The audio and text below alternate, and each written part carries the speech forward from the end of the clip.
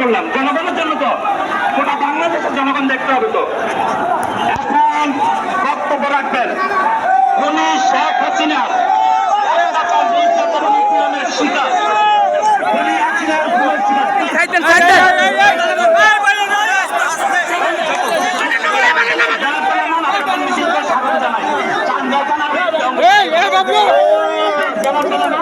আপনাদেরকে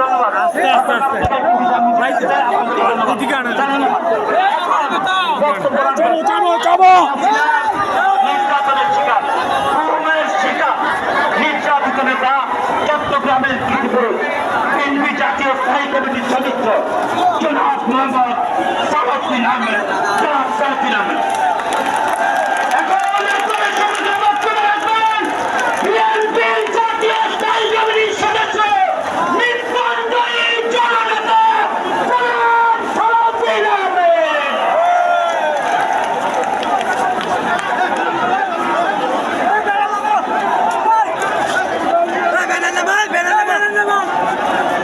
বিসমিল্লাহ,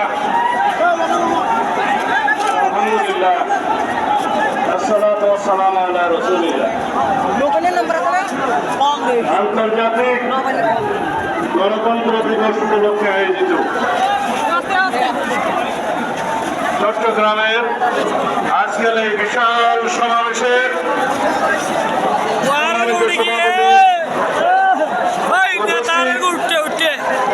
সকল নেতৃবৃন্দ এবং চট্টগ্রাম সংগ্রামী ভাই ও বোনেরা, আসসালামু আলাইকুম ওয়া রাহমাতুল্লাহি ওয়া বারাকাতুহু। আমি আজকে বাংলাদেশের স্বাধীনতার কথা বলব।